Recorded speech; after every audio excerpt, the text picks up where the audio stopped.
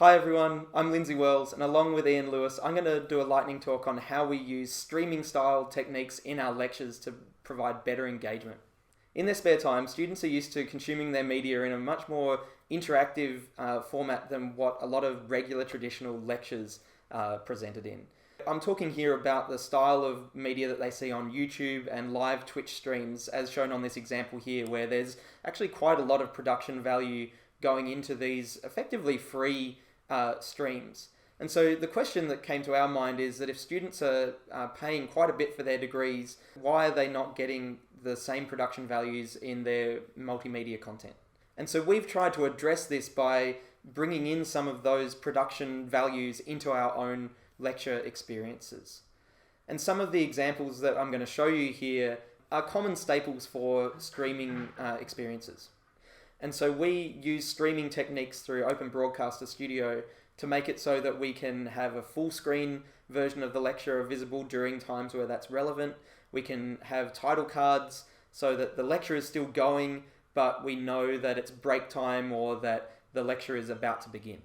One of these contexts is the start of the lecture where we're waiting for the lecture to begin. And so we actually start our lectures sometimes up to an hour early, and we show this nice and simple waiting room screen.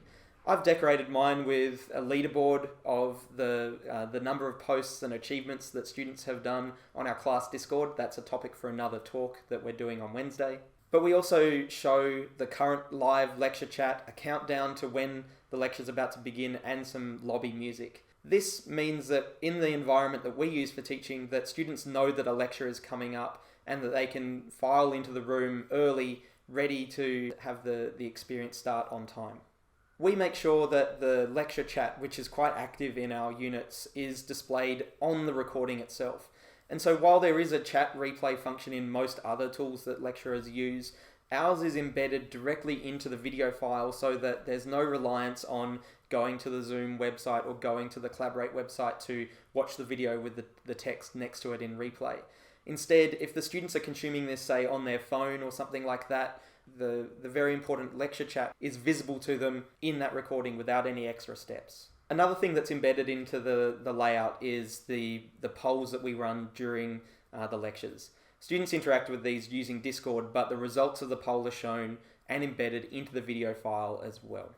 Our poll system has quite a few features as shown on this slide. Arguably, the most important part of the lecture experience is seeing the lecturer.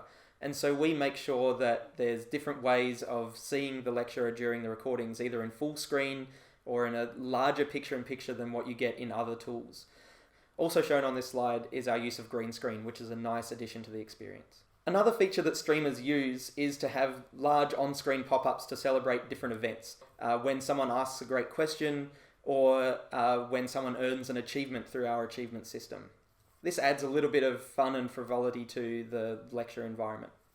The technology that we use to accomplish this is relatively straightforward. The tool that we use is called Open Broadcaster software, and it's quite flexible in how you are able to lay out where your video appears versus the content. And it's fully integratable with tools like Zoom or YouTube or things like that. OBS will work with all of the hardware that you're used to using, like your webcam and microphone. But the hardware that I use in my setup involves two computers, a nicer camera and microphone, but this is entirely optional. Pictured here is also a little tool that lets me flick between those different contexts with hotkeys on a thing called a Stream Deck. We've extended this experience for our guest lecture environments as well to allow us to make it feel a little bit more like an interview that you might see on TV. So this allows us to have picture-in-picture, side-by-side versions of the guest and then switching to them full screen when they're doing the actual content. We surveyed our students on how they felt the streaming style techniques worked. And as you can see from these graphs here, that there was really overwhelming agreement that this worked really well for them. Without prompting, the students were able to identify that we were using the same production values as the streamers that they watch in their spare time. Students also noted that it made the lecture environment feel more interactive. As you can see, students feel that these lectures should continue to be fully online. As always, we're looking to improve our workflow for this, even though we've got a good setup working already. It's our hope that we can introduce this approach to other staff members to use Open Broadcaster software in their own lectures. And so we're working hard to find ways to teach other staff how to do this. We're excited to see the use of streaming technologies used in other lectures in the future. We'd love to hear your questions about this now. Thanks.